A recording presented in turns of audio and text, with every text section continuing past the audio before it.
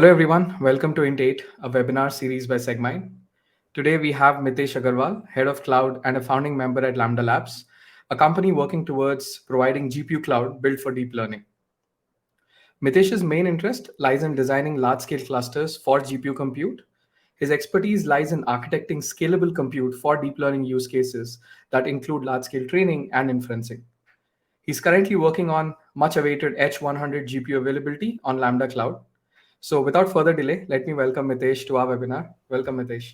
Thank you so much, Rohit. And honestly, really appreciate everyone who is here and of course the Segmind team for making this happen. Also, as I said, I was telling Rohit before this, I just noticed the name Int8. I think that's very, very cool. I think that's where the world of deep learning training is going to head towards very soon, and I'm sure we'll explore that in our conversation too. But awesome name. Awesome. Yeah. Harish and me were like, what should we name the webinar? And spontaneously comes up with, let's keep it Int8. That's our goal. All our optimizations are towards Int8. Exactly. Awesome. Super excited to have you. And to get started, would love to learn more about Lambda and how did you kind of become the founding member? How did it start? And also about where is it heading? Like what can we expect from Lambda in the next 2 to 3 years? Yeah, I mean, hey, thanks for that question. I won't bore you too much with the details, but absolutely happy to share Lambda's journey and a little bit part of my journey into that. But look, for example, for Lambda, I think it was very interesting. We started and it is funny now, all the image generation apps are so popular nowadays, right? In terms of image, text to video and text to audio and all image to image and all those context changes.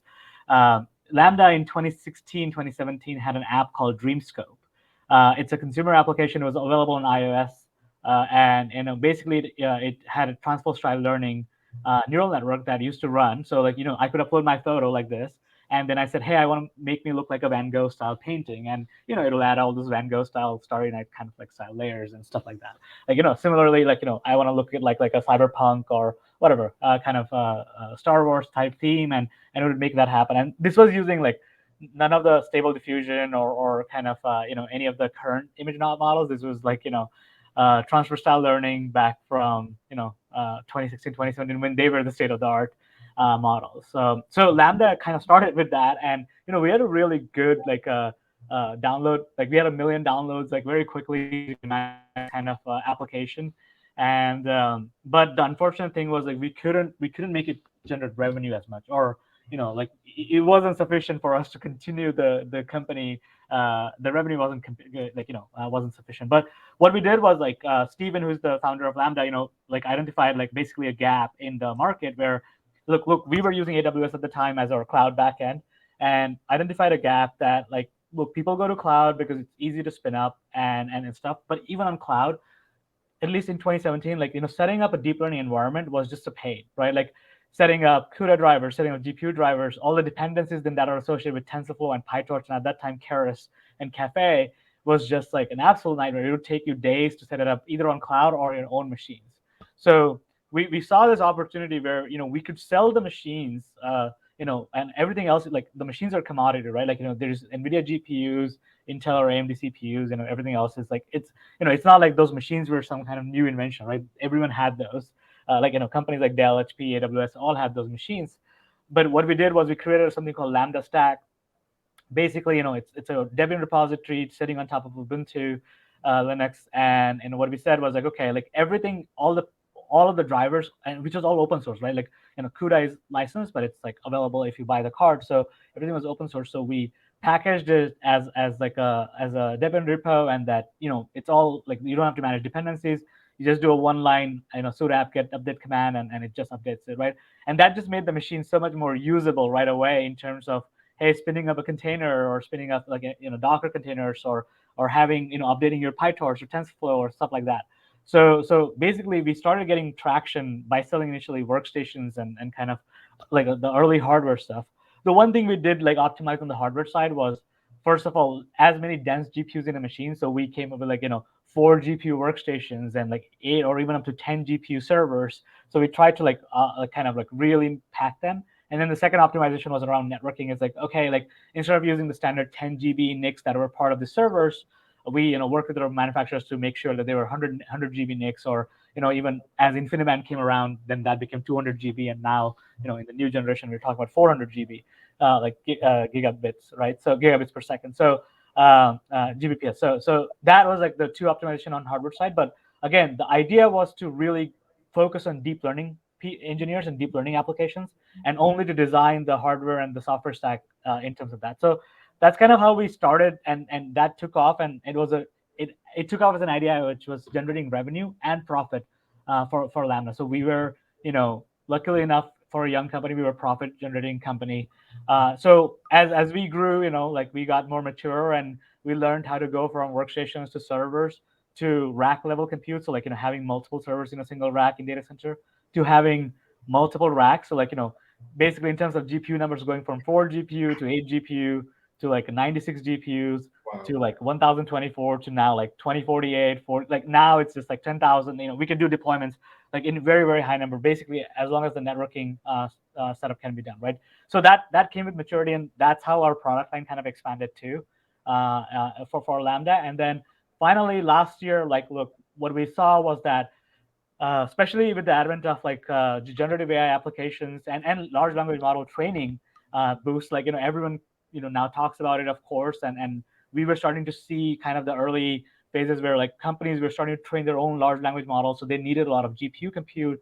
We were seeing a lot of applications in both not only training generate like image generation models, but then doing like a quick kind of deployment, like what do we call like experimental inference. Like these are not production level inference where they have like very low latency and have multiple redundancies of machines in Atlanta and Dallas and Utah and stuff like that, right? It's just like people who are just generating this early stage apps who just want access to GPU compute to process the images, and even if there's some kind of downtime, it's fine. So it's like inference, but like experimental inference or like early stage inference, right? So we really started to see that wave, and we said, okay, like what's the fastest way to give access to compute to our customers? And the answer, of course, is cloud, right? Like Right. on the on-prem side of things, you can give access, but you have to take in the order, you have to build in the order, you have to ship the order, they have to set it, they or we have to set it up in our data center. It takes time and layers. Whereas with cloud, it's like if the capacity is there, you grab it and you're up and running within minutes. And Yeah. again, even on the cloud, we kept to our same principles of focusing on deep learning engineers. So even on cloud, we kept kind of the same environment of like having all the dependencies like already pre-installed for you. You're not having to worry about spinning up any kind of like setting up Docker setup or anything like that. It's all there.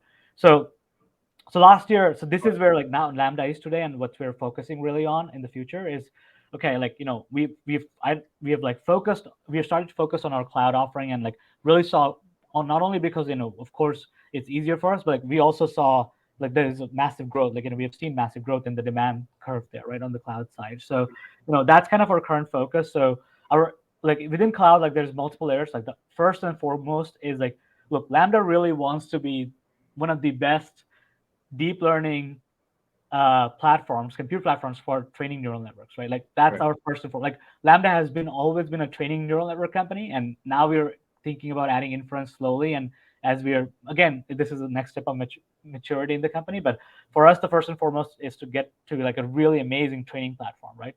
Right. So that's kind of our current focus, and that comes from adding like densely packed GPUs of like the tiers of NVIDIA A100, V100, H100s, and then interconnecting them with very high bandwidth networking, right? 800 Gbps, 1600 Gbps, node to node, 3200 Gbps, and I'll dive in with kind of how we look into that. But but it's very very fast networking. So it's that because training models require those kind of networking bandwidth, especially on the transformer and language model side, right? So that's Right. kind of our current focus on in the deployment and then compute side of things. And then like adding layers about that to make our cloud more fuller experience or robust experience. Adding kind of like API, like good API calls, hosted models, hosted data sets, all those things as we add those features that will come through.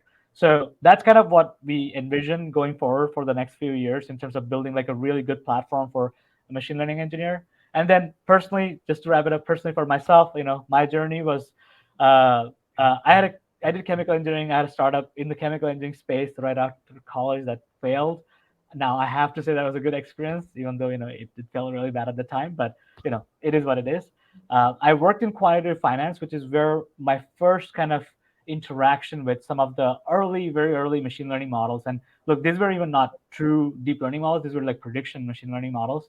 that came through, and then I really like thought that okay, these are like these are useful. I didn't think the impact, like, look, I would be lying if I said that we would be where we are at today. Like I did not foresee this at all. I just thought that this would be very useful in a lot of applications that will come up, and I really wanted to enter this space. Now I'm not like very well trained machine learning engineer or anything. I can run some basic models. I can run some benchmarks and stuff like that. So like I wanted to go where but I had because of chemical engineering background and stuff. Like I really had a good understanding of silicon, silicon fabrication and chip design and stuff like that, having learned that, and how it contributes to the software performance, right? Like how what is FP64 compute, and how does that affect any kind of deep learning model or HPC, like fluid dynamics model or stuff like that. So you True. know yeah, so Lambda really came to me in a lucky way. Like Steven, like it's a like typical, just like I knew Steven, so like he was just starting Lambda, and it was in an early growth phase, and he was like, hey, like can we work together? And like I was very excited to get into this space, so that's kind of how I joined Lambda very early on. I think so, and that's kind of how we've decided. Like that's how I've been here since basically since the beginning, and we are just kind of focused now very much on our kind of growing our cloud platform and our kind of GPU design compute platform, and then adding more and more kind of layers about that to make it easier to use that compute. Got it. Got it. Awesome. Awesome. I remember like looking at Lambda back in 2018, 19, the machines, the 2 GPU, 4 GPU machines. And as a small startup, we were like Yeah, drooling over those machines. Can we get these machines? And the story about how difficult it was for a machine learning engineer to set up the environment for training yeah, is something that is very close to Harish and my heart as well, because we started Segmind with that same yeah, intent.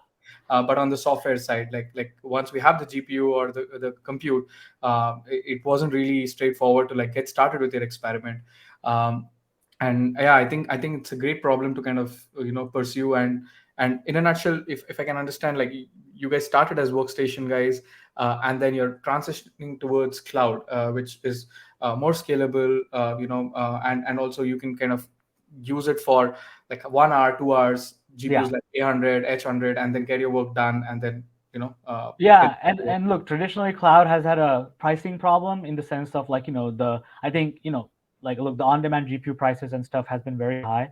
The way Lambda has looked at it is like, look, underneath all of this, like of course we want to grow the company. There is, selfish motives of like we want to make profits and all those things. Like of course as a profit, like as a profit-seeking company, we have all that, right? Like, but underneath all of it too, like we are engineers at heart, and like like what we really wanted to is like, okay, Lambda, like provide as much compute as possible to as many deep learning applications. Like, that's like a simple one-liner statement that we nice. all internally follow. It's like, okay, how can we give as much compute and as many layers of like sophistication above that to our users? And that's kind of how we think. So even on the cloud side, what we did was like on the on-demand pricing, for example, right? Like we really said, okay, like let's go to the market with as good a price as we can, still make some profits and some margins, but then also like kind of help the like because we were seeing this absolute GPU growth and expansion.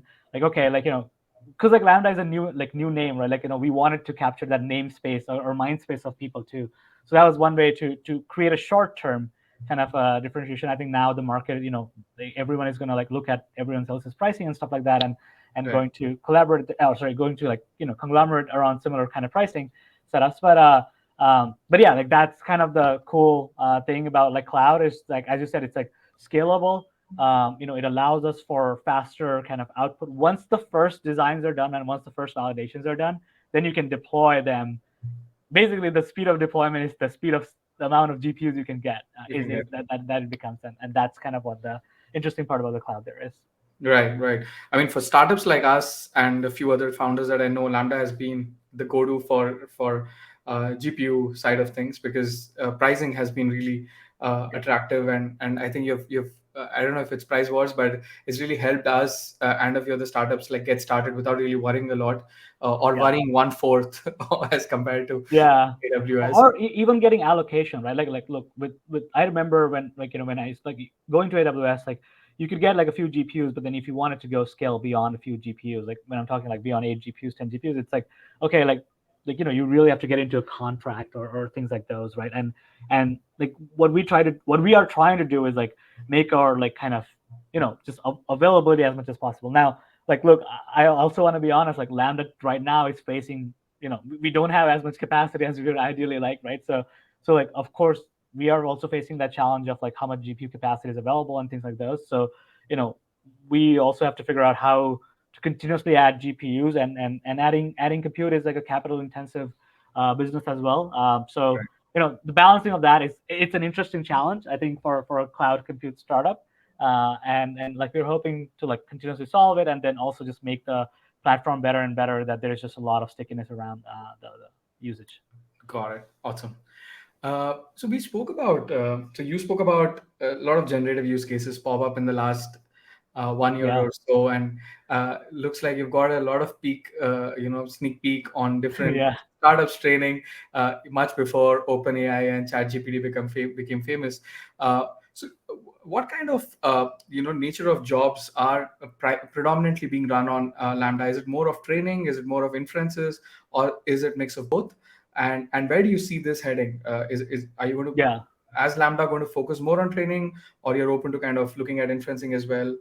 Yeah, let me answer the first one. Like, I mean, like, look, traditionally Lambda, I mean, I told you, like, right, we focus on training. So for us, for sure, like, I would say, like, 70 to 75% of our workloads were training. And this is by just talking to customers and understanding what they're using us for, right? And this is like also artifact of like how we build our cloud, right? Like our cloud is like a lot of like this like A100s and H100 GPUs with the faster networking and stuff like that, right? So that automatically also lends it towards the training platform and so Right. on. But like, look, inference was, if you had asked me this question like last May, inference was probably like 5% of our cloud. Now it's up 20 to 25%. I don't have exact numbers because we don't have information from all the customers, but like this is just from the people that we have polled. And look, again, I have like the way inference is scaling for us is like, so now to the question of where it's going. Like, look, the large language model training, the foundational model training, the even the image models, training is here to stay. Even though ChatGPT is like, or OpenAI GPT 3.5 and 4 are so good models, it's not like people are just gonna stop training and just say that I'm just gonna use OpenAI's API. Like people love to train their own models on their own data sets or fine tune it or figure out alternative things like models like Llama and trying to figure out how to get GPT 3.5 level performance with like a 1/10 of the parameter count and less memory and stuff like that. And that is awesome in this community, that like there is just this so much open source energy, and people try to train. So I don't see training market going away anywhere for us. Like, and as us, and this is the reason why I also said like our a lot of capacity is also focused towards that in terms of deployment, because what happens with training is you kind of get like a continuous use case. Like someone wants to train like whatever, a big model, like a large language model for few months with like, let's say 256 GPUs, right? Like you can think of it from a business perspective. For us, it's awesome that we get a continuous utilization of that many months, but also like it is, for us it is easier to kind of, because training models require a lot more GPUs early on, so like it's easier for us to provide that in a single chunk or stuff like that, right? So there is those kind of operational reasons, but also look, we don't want to go away from training. I think training, like inference is based on trained models, so we really want to be that all the way from the first principles journey of like a deep learning company, right? Like when, if they are training their own model, we want to support, like we want to be in there first, or want to be working with them, want to understand their applications, of course, and stuff like that, right? So training is there to stay.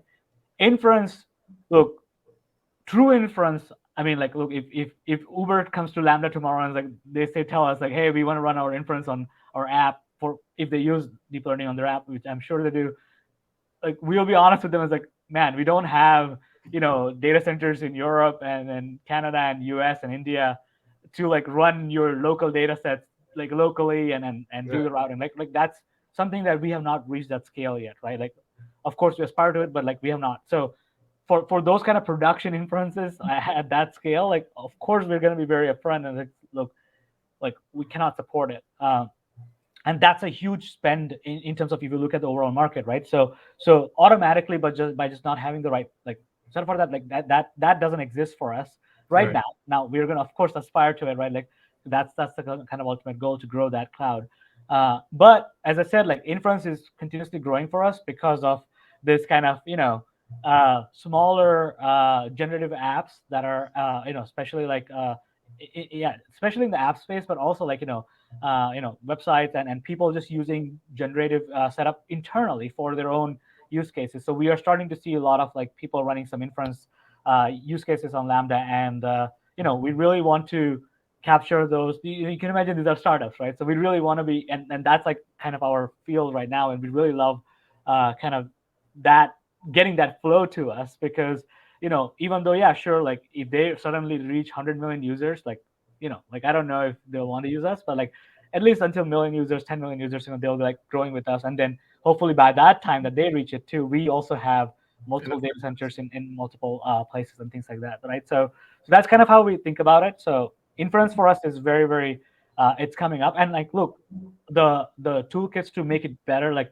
providing APIs, maybe providing kind of hosted models or stuff like that. That those are the things to boost the inference side, right? Like that's kind of it helps people to do that, right? So yeah, that's how we like that's the vision. But in terms of focus, like like look, you have short-term focuses and your long-term vision, right? For a Right. short focus right now is deploy as many H100s for as much training encouragement in the market as possible, and Right. then also people, you can use H100s for inference too, and then follow up with some inference cards as well for the inference side. Got it. How many cloud centers does Lambda have as of today? Uh, it's actually like not a straightforward question. Like, look, in terms of data centers, we have kind of like around 5 or 6 data centers that we are deploying. I think it's like six. But then, like, in terms of like kind of regions, like, because it's like even within one region we can have 2 data centers or stuff. So like if you just talk about regions, then I think we have like 4 or 5, but like data centers are more. So that's why it's like depending on the region or data center question there. Got it. Got it. So around 5 and 6 getting Yeah. started. Yeah, and we are adding more here and there as we get, like, like, look, part of it is like we deploy our own capacity, uh and then part of it is, of course, that what we are looking for is like, okay, like, so like if there's a like already pre-built capacity that there's someone is just like being like selling to us, and we'll deploy our kind of software on top of it too, right? Like, so we are trying to balance the growth of like the number of GPUs and how quickly we can add it to. So those are like different ways of growing the cloud side. Got it. Got it. So you spoke about generative, coming in. It's a new buzzword, but a lot of generative models coming in. Does the compute architecture change now for these generative kinds of app, both from training and inference side of things? Like maybe 1 year back or 2 years back, the whole generative space wasn't really existing, Yeah. or in a sense was kind of still getting started. So, in terms of compute architecture, do you see any changes that you might need to do in your cloud architecture to accommodate generative models for training and inferencing, or it's pretty much the same as traditional machine learning models as they call?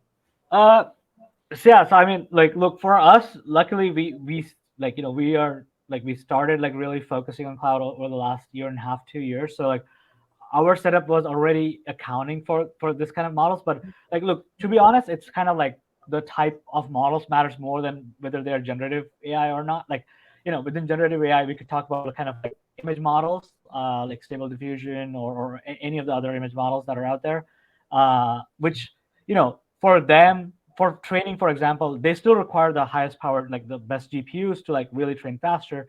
But like maybe on the networking side, they might like you might not have bottleneck of as much, or you might not have any bottleneck if like the networking bandwidth from node to node is like either 400 Gbps or 800 Gbps, like or 1600 Gbps. That doesn't create as much difference to it, because the node to node, the GPU data transfer is maybe not as much. More processing is happening within the machine, and then the outputs are happening more within that. So it depends on the type of model. Whereas, like, for example, if you take the language models, there's just so much GPU to GPU data transfer that is happening, because like these models are large. So like the data sets gets split up in different GPUs. So once they process it, they need to talk to each other to do the parameter kind of conversions and optimization, right?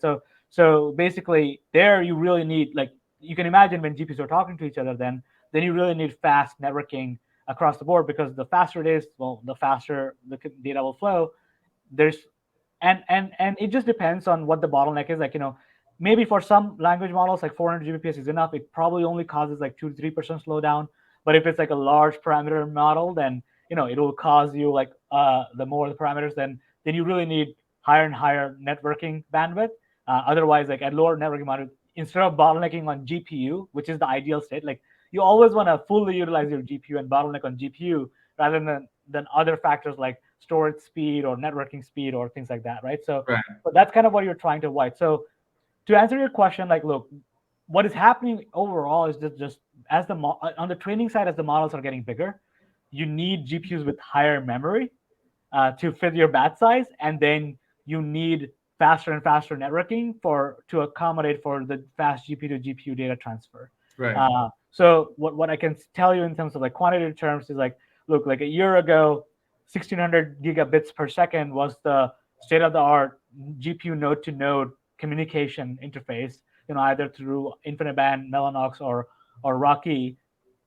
But with H100s now, that's going to jump up to 3200 gigabits per second with both Mellanox, InfiniBand, and Rocky, right? So Right. so there is that process happening. So like when we are deploying H100s, we are deploying the 3200 Gbps, because what we're saying is, well, from what we can see, the models are becoming larger, so we might as well punt on the 3200 Gbps, even if someone doesn't need it. Like, yeah, sure, no harm, no foul in terms of them not needing it. We have Yeah. to put in, like, yeah, like, Future there's proof. some more capex cost to it, but like it's fine. And if someone really needs it, then, well, it becomes a differentiator that someone has the highest networking bandwidth that is available, Right. that is out there, right? So that's kind of what is happening more so than generative AI models. It's just like most of the models are, how the models are evolving and things like that. And then on the inference side too, it's interesting. You could like you can still run, like, first of all, 2 years ago, most of the inference was being run on CPUs.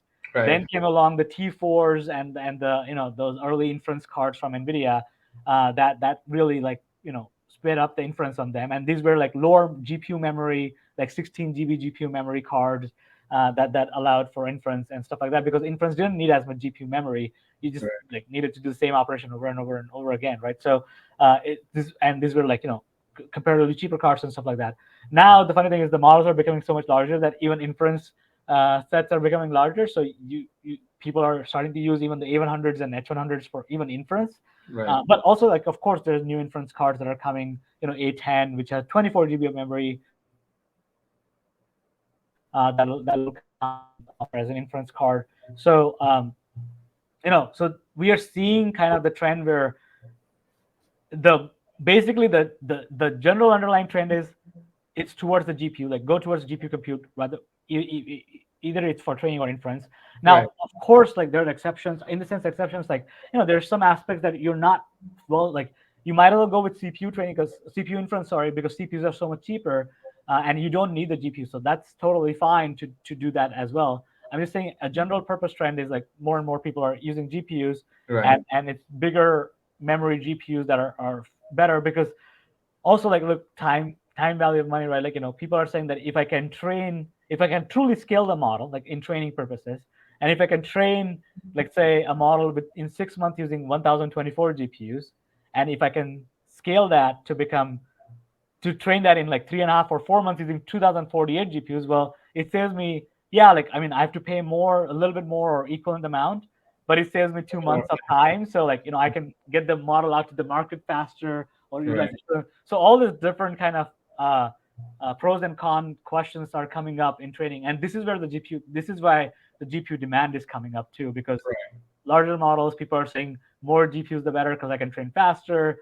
Inference scale out is faster. So many people are using, of course, Chat GPT and everything, but also just like, hey, headshot generation, or like, image Right. generations and all this stuff, right? So that's what Right. I kind mean, of, we've also seen video generation and uh, yeah, like runway ML's video generation is yeah, pretty cool. yeah. That's there. So Awesome. So maybe I can just drift towards optimization. So we've been working on optimization for quite some time, and as you pointed out, that a lot of inferencing is moving towards GPUs. The models are much larger, so yeah, you really need GPUs even for inferencing, and especially on the generative side. the large models are something that cannot do without GPUs. So, what do you think about optimization as a role? Because models are becoming larger, and for inferencing, there's a lot of scope Yeah. to kind of compress it before you put it on for inferencing. So, would love to kind of know your thoughts there. Yeah, I think this is like something that gets me really excited today because I think like the deep learning community is so, man. I mean, like of course, like I know, of course, we live in an echo chamber of where we just see all these papers and stuff coming through, and you just see, wow, there's so much development. But like the optimization, especially on the quantization side, is like so impressive that which has happened over the last 8 months. Like that's been one of the biggest kind of developments in terms of like people with even like local GPUs on their own machines can actually like run inference of language models. That was not the case, like even a year or a year and a half ago, right? You truly needed like bigger systems. So yeah, so like on the optimization side, I think like look, I told you right, like Lambda is like at our company we're really focused right now on deploying a lot of H100s, thousands of H100s, and figuring out kind of how like it'll help training and inference. Like one of the key things like NVIDIA launched, and it's an amazing. I think like H100s have like a amazing kind of like a expected FP8 support and stuff like that, right? Like again, because even they are anticipating this trend towards people scaling down quantization and finding that well the loss function is not well sometimes it is sometimes it's not much like different and finding that you can because then if you scale down the quantization, then you can like load up more data or do it like the throughput is faster, whatever you want to optimize, right? So I think it's going to be like a key feature to do that. I mean, like just like think like we can just talk about and like Llama, right? Like I mean, it's really captured like the past month, the model, the large language model that came out of Meta that they launched, right? Like as soon as they launched because it was open source, a lot of engineering, you know, uh, members and people I know, like started figuring out how to run this, and I personally like saw like it being run on a Mac M1, like a no, like I know the M1 has some GPU component, right? Like a Mac M1 with an int4 quantization Llama inference, right? I mean that is brilliant. Like we could ask the language model question, and it was real time generating answer running locally on my Right. Mac M1, which means you can imagine that in a year's time it's going to run. I'm sure there's already an iPhone implementation. I'm sure someone has done it. Absolutely. I haven't kept track of it, but like we'll have like like running locally on your phone, like a model that is and that comes from optimization techniques, right? Right. Like you can't just suddenly make your phone run FP32 or FP16 compute at that speed, but what you can do is you get it down to the Int8s and then really have this models like the run, right? Like and at least that's my understanding of it, right? So yeah, so it's very like I'm looking forward to it. I'm looking forward to what H100 contributes to this too, because there's support for like so much support for FP8. I think the Right. community that's going to run H100 GPUs, they're going to come up with new techniques of optimization on that and things like those, right? So I think I'm going to end with this. I'm actually going to pose a reverse question to you because like I've seen voltaML, right? Like and I'm I saw some of the stable diffusion benchmarks that you guys did, and then some of the YOLO V6 ones. I'm sure there is, and I see that you claim some kind of optimization on inference. I'm sure there is some kind of quantization optimization that you guys are doing alongside other model optimization. I'm honestly curious, like if you want to discuss is like what oldtimer does for like optimization in the models that you guys see today. Absolutely. I mean, I remember, I think it was December or January, where Harish called me in the middle of the night. I was in the US, and he's like, "Hey, you know what? We've taken stable diffusion on GPU from 10 GB to like 2 GB." And I really didn't know what that meant at that point in time. But then next day morning, when I saw that it's much faster, we could fit in more models per GPU. And then the application of the same technique to other models would basically help us decrease the computational requirement on inference side. So the idea here was, how do you simplify optimizing this model? Every deep learning engineer needs to optimize this before deployment, and there are a bunch of techniques. Quantization is of course the step one and the most crucial technique to kind of master. But then there's depth reduction, pruning, a few other techniques, novel techniques that we found over the last couple of years come out. So voltaML's aim was to just put all of this in a simple to use manner for machine learning developers. So you say, hey, this is my model weight. I'm going to deploy this on A10 or A100 or whatever GPU you want to deploy on, and we would basically mix and match whatever is the best possible optimization technique for that GPU, and then deliver a model in a .plan file, which is your GPU native Yeah. file. So it started out that way, and we saw how much of gain we got in terms of performance for stable diffusion, and and then yeah, I mean, things started rolling automatically. I mean, we realized that hey, this is actually a big area to kind of focus on, and we wanted to focus on diffusion models to start with, because there's a lot of complexity in diffusion models itself, and double down here. So that's pretty much why we kind of started with voltaML, and we would eventually apply all of these techniques to LLMs, but we would just want to focus on diffusion based or Yeah. image and video models first. And of course, we also leverage good amount of Lambda Labs to kind of orchestrate these optimization jobs as well. So it takes around 20 minutes to convert a model as well. So there are different levels of optimizations that we're looking at, but I mean, in a nutshell, we want to simplify this for ML developer, where he can just give his weights and say, hey, I want to deploy this on A10. Please Yeah. optimize it for me. Yeah, I think that is really cool if like that kind of setup happens. I am curious, like, did you guys see like look? I mean, GPU utilization is a big thing in the industry, right? Like, a lot of our models don't actually fully utilize GPUs. I mean, and look, I know it's counterintuitive. Like, I mean, as a cloud provider, of course, we want people to use more GPUs so then we can make more revenue. But ideally, like, look, in an ideal state, like we have to think about it in like a good faith and ideal state condition that people are using all the GPUs like fully. When you deployed like on the stable diffusion and got the model kind of memory sizes down for inference, like I don't know if you did any study on the utilization of the GPU, but like I'm presuming that kind of increased because you could run more models on the same GPU, which means more the flops component of the GPU was active and kind of doing it. I'm presuming that. I don't know if you did any kind of analysis around this, but I was just curious. Oh yes, I mean, we've been looking at time sharing and space sharing. So physically and in terms of temporarily dividing the GPUs, and pretty much these are the two techniques to kind of use it for multiple models. Uh, it has increased the GPU efficiency. In fact, that's on our deck right now. So like we've seen the efficiency to be super low, like 10% sometimes. If you're only running inference jobs. So of course, this technique increases the utilization by 1x or 2x, taking it from 10-15% to 30-40%.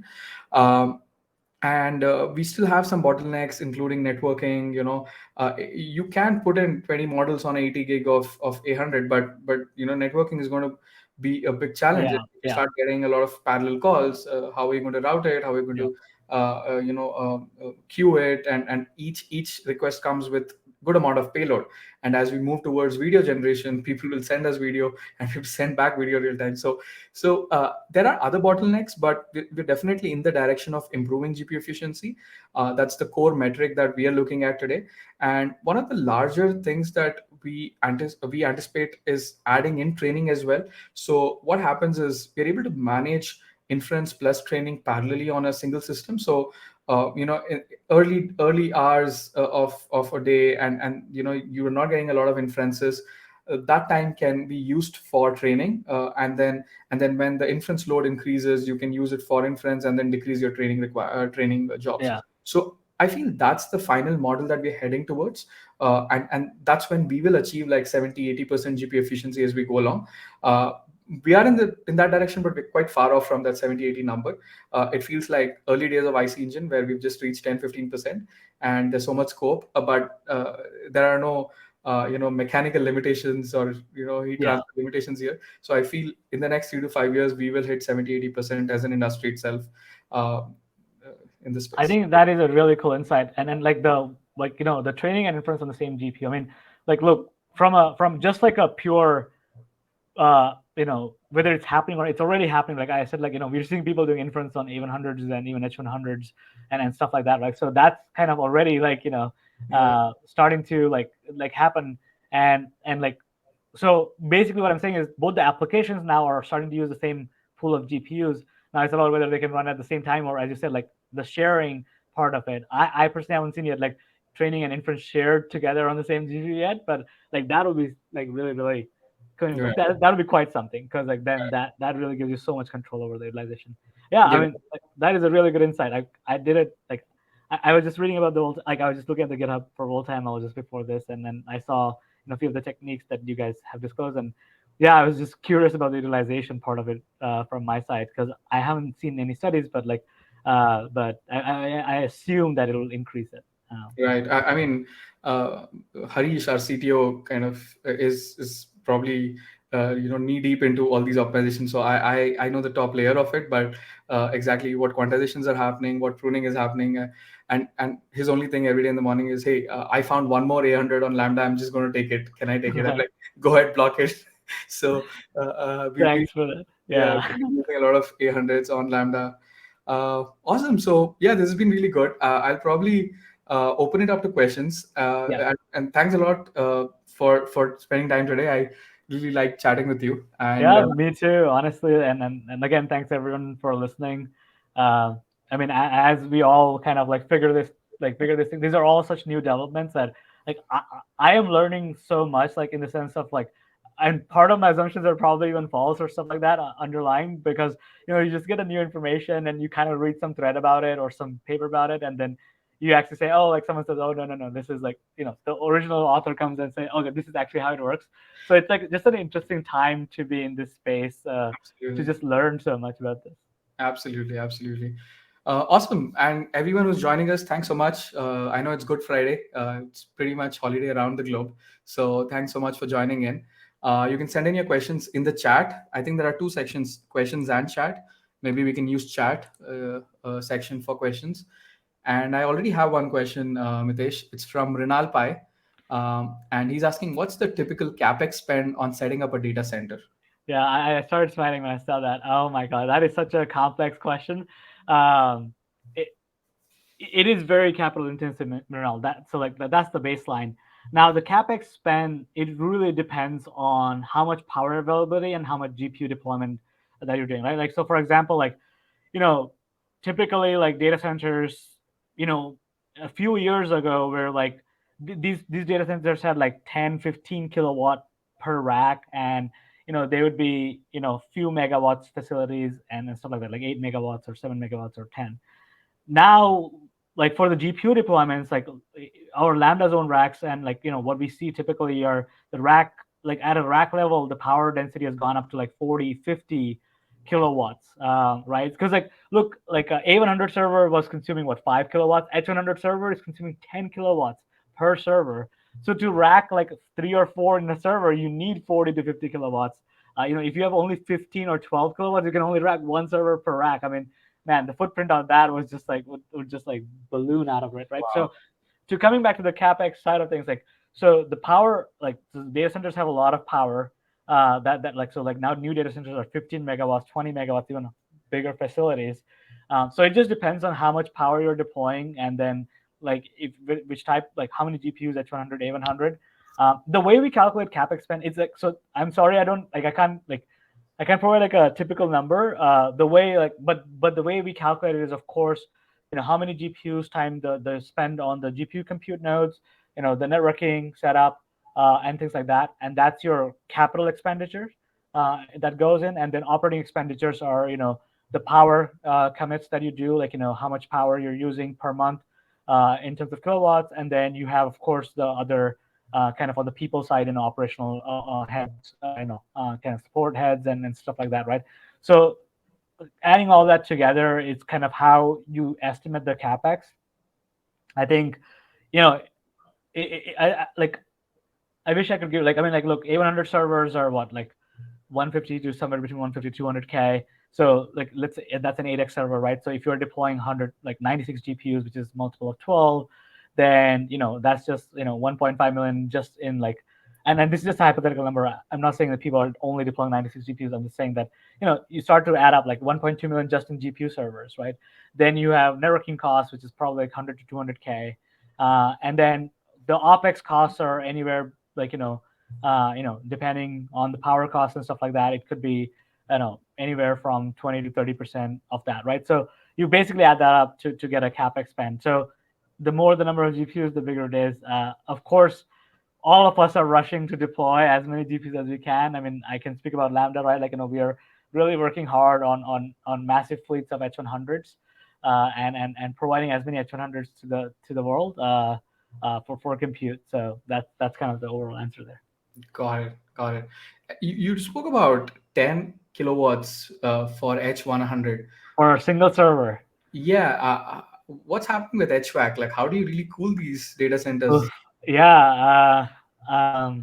So I mean, like, there are like ingenious solutions that are like, I mean, there are very, very smart HVAC mechanical engineers that are like, oh my god, they're like the forefront of this. Like, I mean, there are many solutions. Like, couple of things that the couple of ones that I've seen is like, of course, the hot aisle, cold aisle is like pretty popular and pretty well done. Like, so you have like hot aisle, which is where the servers are releasing the heat, and the cold aisle and the air, like, because of the temperature difference, the air flows and stuff like that. And then, but they also are like now adding like massive fans, so that it creates the pressure difference too, and then it flows the air outside. And so that's one. Another one is we see like the kind of inside the rack chilling. So like, it's not like liquid immersion, but like there is like cold water flowing through the racks. So like the hot air coming out is interacting with the cold water or liquid supply that is going through pipes, and then it's getting Wow. cold, and then there's fans to like extract that air, and then the new air is coming in. So it's like that's like another one. Uh, then liquid cooling is probably going to come up soon now, more and more in data centers. Like, liquid cooling is like tougher, but like, of course, it exists. And then there's like popular like names, like something like rear door heat exchanger. Like, that's like the whole rear door is like has like kind of some cold water or any kind of cold liquid flowing through, and then it's kind of reducing the temperature straight from the server hot air to reducing it, and then putting it out in the hot aisle and cold aisle kind of thing, right? So that, like, HVAC problems, I mean, there's more power being consumed. So like, by definition, just law of thermodynamics, right? Like, more power, more heat generated, more cooling required. You should probably try submerging the data center under sea, like I think Azure did. I'm sure someone is doing that. Azure, I remember Azure or GCP had taken a tank and just submerged this under the sea. And then I also saw someone putting up data centers in Iceland or something. Oh yeah, I mean, that's definitely happening, right? Like, up north in Canada and Iceland and stuff, because then you can bring in the free cold air from outside instead of generating using HVAC system, and then And blowing you it can to that. heat up cities as well. Like you, Yeah, yeah. Oh GPUs yeah, yeah. will- I mean, I think these questions were very much addressed when crypto also boomed in terms of Oh mining, yes, right? Like, that also like, that really like evolved and advanced the HVAC space so much as well right, on that right. side. Awesome. We have a question from Harish. Yeah. Uh, Going forward, what percentage of companies do you think will do model training versus just inferencing on large foundational models? Man, Harish, I'm not the right person to answer that in terms of like having the great, like, having really that level of insight. But like, look, this is a question that we really like talk about internally too, right? Like, this is because it impacts your business strategy as well. So it is a very, very like interesting question. Like, so far, I have to say this. Like, I was of the belief, like, oh, like, foundational models, like who is going to compete with OpenAI's like model, or like, whatever, like, people who are spending many, many, many millions of dollars to train it, and like, of course, like, it's the best model. Like, you just go and use those by APIs, or for inferencing. But I'm genuinely like, look, I see so many companies training models, like, and there's multitude of reasons for that. Like, there is, of course, control over data sets, specific, like, not only from a privacy perspective, but if you want just do training over your specific data set or fine tune on your specific data set. I mean, like, look, Bloomberg recently did training of their own, like Bloomberg, which is like, I mean, like, they are building deep learning teams internally now to do training on their own. Like, they did the Bloomberg GPT because they wanted to like really do training on their own proprietary data set. So like, that's where we're seeing model training. Open source community, like, Llama got launched, and people wanted to like like look, someone like, OpenAI and all these companies, of course, there is pricing and stuff like that. Like, so using inferencing and APIs, there is some like margins tack on, and there are some companies which are just like, well, I mean, like, look, I don't need like a general purpose model, or I don't need like a model with this many parameters to really keep all this context. I just need a small model to train on my small, like, let's say I just have a website which talks about how to fix machines, right? How to fix workstations, right? It's a small enough, hopefully it's a small enough like data set.